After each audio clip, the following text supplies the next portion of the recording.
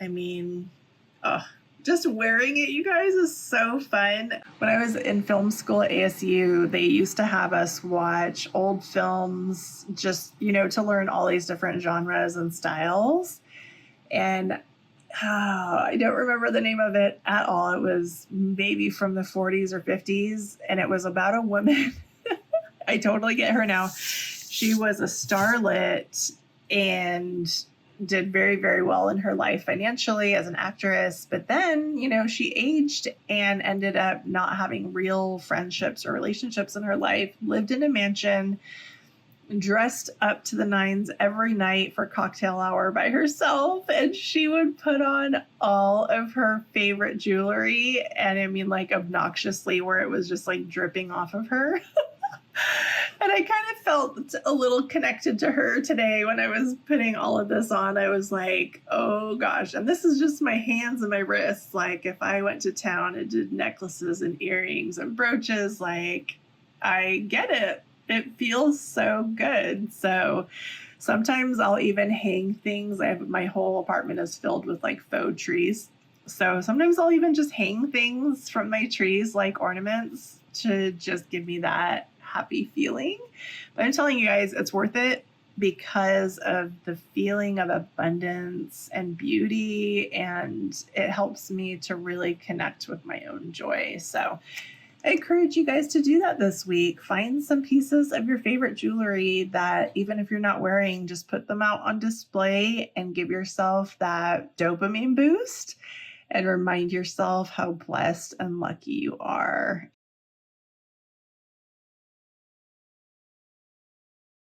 Welcome back, everyone. I feel like this might be the highlight of my week sometimes. I love, love, love what I do for work with my other businesses, but this one is the one that just gives me the happy feeling. So not only that, but I have to tell you, I have so much fun picking out what jewelry I'm going to be wearing for each video. Look at this amazingness today. So yeah, obviously this is not something I would wear out all together at the same time in my everyday life, mainly because some of these are very valuable collector's items, but this is such a fun place to get to show and tell. I remember when I was in kindergarten, that was my favorite part of the week. And as we're unboxing today, if I remember to tell you guys my show and tell story from when I was a little kid about the honeybees, hopefully I remember to tell you. It is so funny. It just, like, imagination was my first language as a child. Anyways, let me show you guys what I have on. The reason I picked this set today was I mentioned to you guys last episode that Vintage Jewelry Galore is where I had gotten that other beautiful moonstone and topaz ring that I wore. She also had this ring that I just couldn't pass up on. She called it the magic carpet ring for obvious reasons. Look at this thing, you guys. I'm not sure if that's a real amethyst, but to me, I don't care. I think it's just stunning. And then off to the side, let me see if I can get close enough. It's just got all these little dangly crystals, and it looks so much better in person. I hope this is doing it justice of like how gorgeous this is. It's such a stunning piece that I could wear it as a standalone. Like, I wouldn't have to put anything else on. That's how gorgeous it is. And I think she said it's just crystal and sterling, maybe not super valuable as far as materials wise, but for me as a collector, and you guys, let me know if you relate. Do you buy things solely for value, like market value, or do you buy things that make you feel a certain way? I do both, but I'm starting to lean more towards the pieces that just give me that dopamine hit that I know that every time I look at it, I'm going to be happy. And it's such a great trick, you guys, for abundance and manifestation, is to fill your life with things that give you that feeling, because it just makes you so much more magnetic and attractive to the universe to send you more things that make you feel that way. So I was going through all my stuff and I'm like, what in the world could I possibly match with this? Because it's just that awesome. And I had to pick this piece, and it's not a Juliana, right? It looks like it could be. It's actually a Regency. And let me show you guys. I got so lucky. When I first started getting into all this, not even a year ago, I started going to just all these different sources of places to source jewelry for collectors and curators pieces. And this entire set, what do they call it? It's the demi parure is the partial set, and then the parure is the full set. I think that's correct. Trying to get this position so you can see it better. And anyways, so it's the necklace, the brooch, the earrings, and then the gorgeous bracelet. Let me zoom in so you can see this better. The reason I wanted to share this with you guys is because one thing that I've learned is there's certain places to source that are fantastic, and there's others that are a little bit tricky. So I had gotten this off of an invaluable auction website. And like I said, I'm fairly new to some aspects of this. And I didn't realize that every single thing that you bid on Invaluable comes with a 30% buyer's premium, which all it means is they're tacking on 30% on top of whatever the bid is, the hammer price. And then not only that, but then you're paying taxes, and then you're paying a third-party shipping company. And so thank goodness the hammer prices that I got were so good that it made it totally worth it. But I could see how scary this could be for somebody who's new to all of this, that could get the bill afterwards and be like, wait, why is this? It was like maybe 30% more than I was expecting, obviously. But I wanted to share that for another reason. So Regency is really, as far as I know, is one of the companies that did do well with marking their pieces. Let me see if I can get this to focus better. There we go. Okay, so you'll see there's the Regency, what do they call these? The hallmarks. So that one's marked, the bracelet's marked, the necklace is marked, but then the earrings have no markings, and it's possible because these are so vintage. I'm like, it's possible there was something there at one point that just got rubbed off.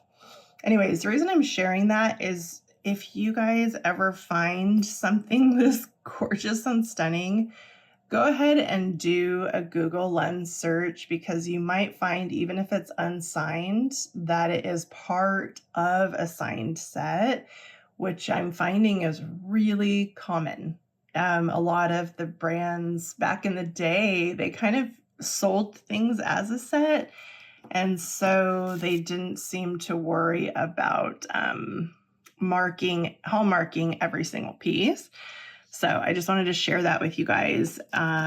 Just some tips and tricks, and you know what to keep an eye out for if you are going to go on one of those auction websites. Just be prepared. Like, be prepared to pay up with the buyer's premium fees. And at the same time, you might get such a good hammer price that doesn't even matter. I think at the end of the day, I'm going to have to show you guys the other pieces I scored. That's the other benefit, is they seem to have access to things that I can't find in other places unless you go to like First Dibs and you're really paying up. So I'm trying to think, what would I score Invaluable? Invaluable itself was great. There was some issues with one piece. It was an Alfred Katz, who was like an early designer for Coro, that had some issues, but the shipping company took care of it. So I will say like 9 out of 10 I was very, very happy. So that's this hand. And then this one, I was just trying to pick pieces that I'm like, what could possibly match all of that goodness? These two I wanted to show you guys because, and I'm going to give you a seriously good hint right now. I don't know if you guys know, I'm sure you do. that Goodwill. So first of all, they have Goodwill auction. What is it? Shopgoodwill.com, which is where I got this box that we're going to finish going through. Then they have the blue boxes, which is sight unseen. Prices are great, but you don't know what you're going to get. And then I discovered that every state has multiple Goodwill accounts on eBay. And guess what? The one in Phoenix, Arizona is really new, like really new in the last year. So they're still, I will say the downside is they're still figuring it out. Like their customer service is not the best. But the upside, oh my gosh, the things that I have scored for dirt cheap simply because for whatever reason, they're not getting a lot of eyeballs on their auctions and they're selling like hundreds and hundreds of pieces a week. A lot of it's sterling silver, and you can get it easily for under scrap prices. So I'm going to share that little hint with you guys because why not? Like, I don't believe in competition. I believe there's abundance and plenty for everybody. So those two were part of a costume jewelry lot that I think I ended up paying like $9 for plus shipping. And I think there was 6 pieces. And look how stunning, right? Like it is just costume, but it kind of has that David Yurman vibe. This one, I think I tested it and it ended up being sterling. So yay. And then I wanted to pair these two together. I just got this one from one of my new favorite channels, Black Dog Vintage. I had to have it because of this clasp. So it's just a, 3-strand AB crystal. But check this out. Look how well this matches with this. You guys will never guess who the brand is on this particular bracelet because I've never seen anything that looks like this from this brand. And until I received it and saw the logo hallmarked, I almost still didn't believe it until I had it in my hands. But it's a KIRK'S FOLLY. Can you believe it? I'm like, wow, it's so... I want to do more research to see maybe when they made this because it's just so unusual based on the other pieces. They're one of my other brands that I collect because they're just so fun. So I thought how cool that went together. So, all right, we're done with show and tell time and we're going to get back to the unboxing. So thanks for hanging out for that part. And you can obviously tell that's probably my favorite part.